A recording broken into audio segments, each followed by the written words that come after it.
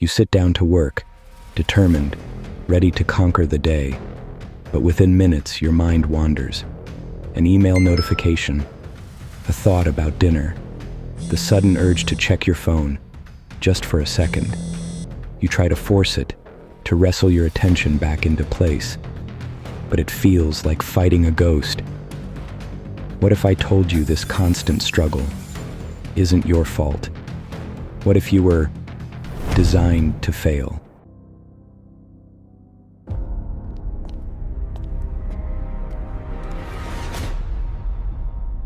We live in an era that worships focus. We're told that success, productivity, and genius are all born from the ability to concentrate deeply for extended periods. We buy planners, download focus apps, and scold ourselves for being lazy or undisciplined when our attention inevitably breaks. But this narrative is built on a fundamental misunderstanding of the very organ we're trying to control. Your brain isn't a computer you can command. It's an ancient survival machine, running on outdated software, in a world it was never designed for. In this episode of Boundless Mind, we will uncover the real reasons you can't focus. We will dismantle the myth of personal failure and reveal the hidden forces, both biological and environmental, that are locked in a battle for your attention. And by the end, you will not only understand this struggle, you will have the first key to winning the war, the survival brain.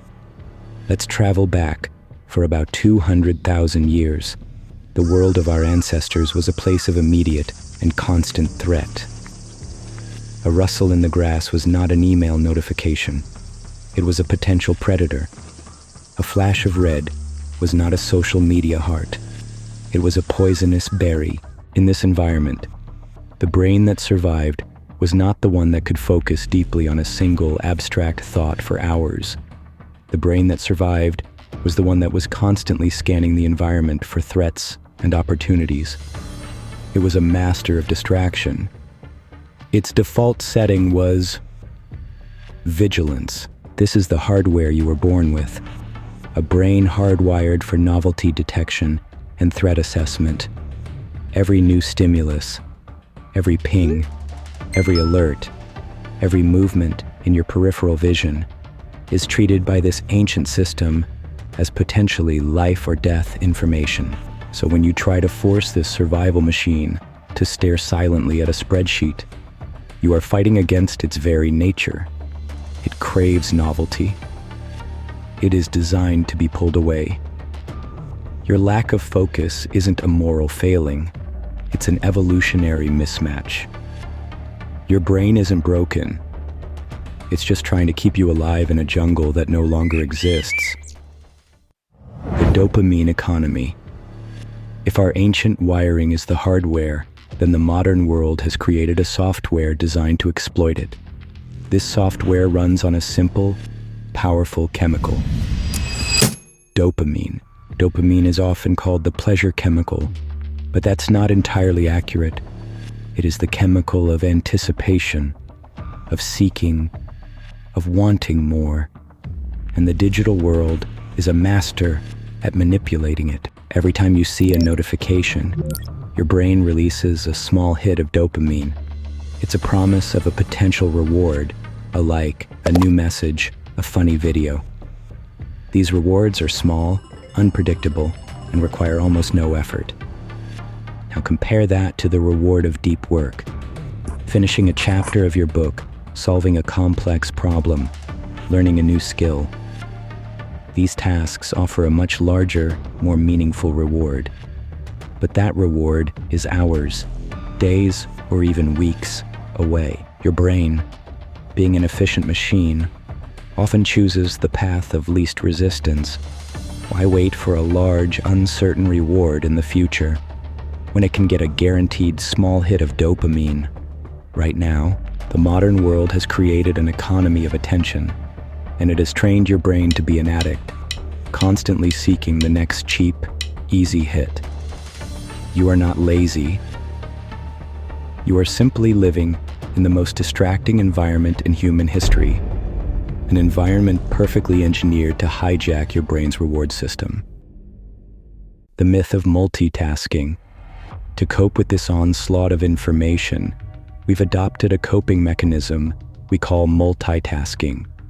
We feel productive as we juggle emails, listen to a podcast, and work on a presentation simultaneously. But the science is clear. Multitasking is a myth. The human brain cannot focus on two cognitive tasks at the same time. What we call multitasking is actually task switching, a rapid, energy-draining process of toggling your attention back and forth. Every time you switch tasks, there is a cognitive cost. It takes time and mental resources for your brain to disengage from the first task and load the context of the second. Studies show that heavy multitasking lowers your IQ more than smoking marijuana, reduces your efficiency by up to 40%, and leaves you feeling exhausted and unfocused. You believe you are doing more, but in reality, you are just doing many things poorly. The desire to multitask is a symptom of our distracted world, not a solution to it. The insight. So we are fighting our own biology and a world designed to distract us. Is it a hopeless battle? No. Understanding the enemy is the first step to victory. The solution isn't about forcing your will or trying harder. It's about designing a better environment for your ancient brain. First, acknowledge the mismatch.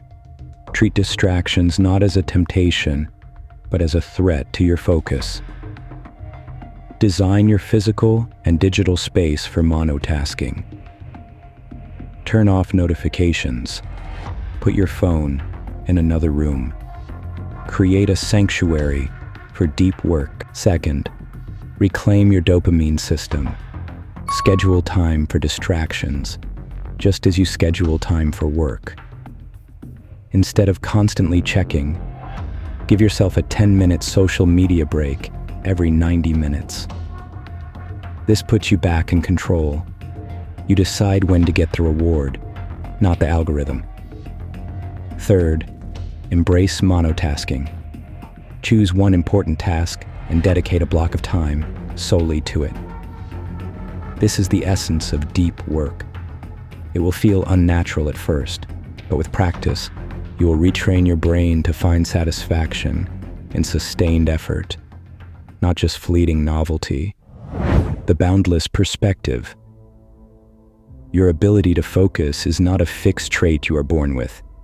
It is a muscle.